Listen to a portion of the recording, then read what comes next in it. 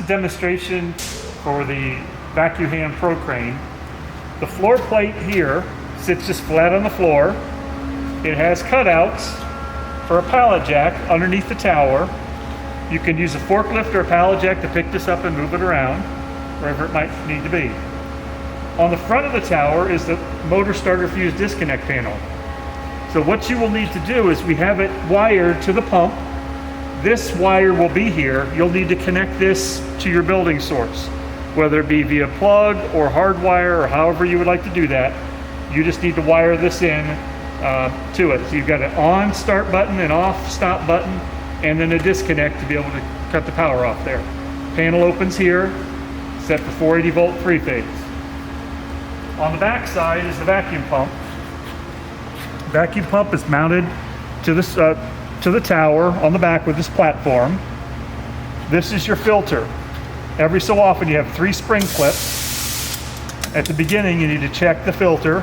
It just sits in here like this. You can blow this out, but you need to check the filter at the beginning to see if it's getting dirty or not, depending upon what's in the air, sawdust, whatever case that you might have. And again, you just pop these spring clips back on and you're good to go. This is the vacuum supply hose.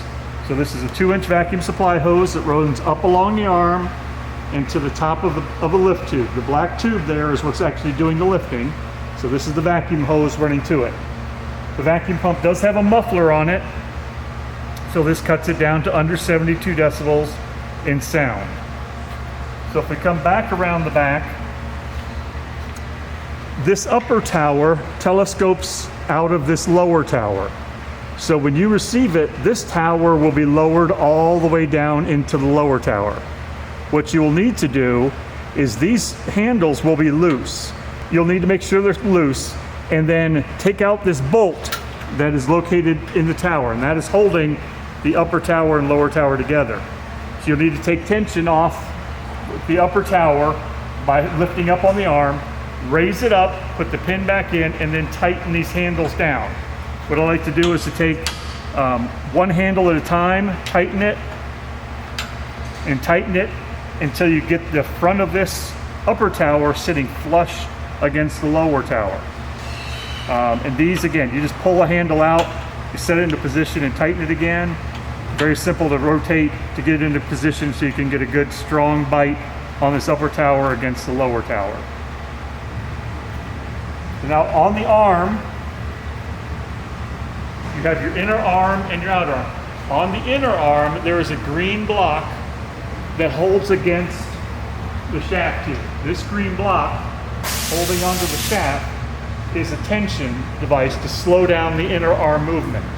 This is adjustable. There's a handle on the other side, and you put a wrench here on this nut, and that you can tighten it or loosen it depending upon how much movement you would like on the arm.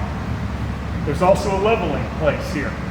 This bearing floats within 4 square holes. You can loosen these 4 bolts, and there's 2 bolts on the side and 2 bolts on the back.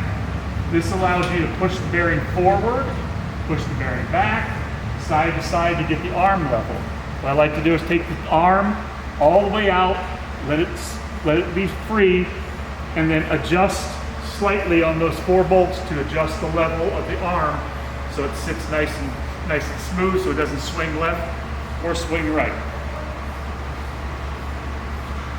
There is an arm catch that is on this arm. That's what this rope is for. You just pull the pin, you can lock it back in, or pull it and let it go free.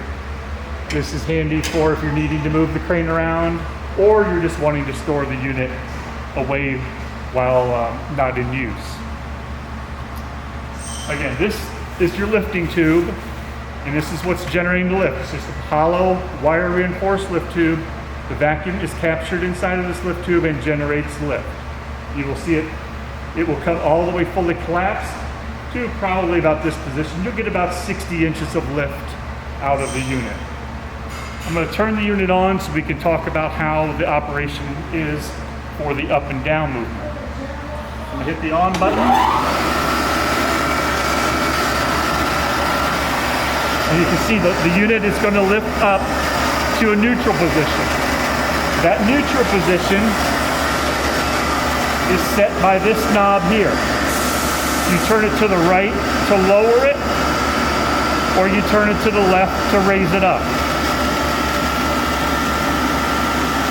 So you can set that position, and it will come back to this every time when you're using it. You have another neutral position located here.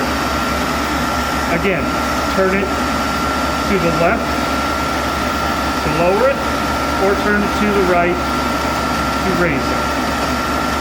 And this is a loaded position. So once you've picked up your 4x8 sheet of panel, you would adjust this knob at that point, and it will come up every time you lift to this position every time. So the one here is unloaded position, just hovering like this, and this one is for loaded position once you pick up the panel. You'll notice that once you first start using it. All you do on this unit is to squeeze the trigger to go up. You see it goes up, and then you push the handle to go down. Very light movements. You can use one finger. You can see you can let the unit do the work for you. You don't need to grab this. Very hard squeeze, very light movements. Work very good. You can see it'll go at a pretty rapid rate. It's designed to move 3 feet every second. So it'll get you good, quick movement. This handle that you will pull for the 90-degree movement. You see how easy it is to move that to a 90-degree position.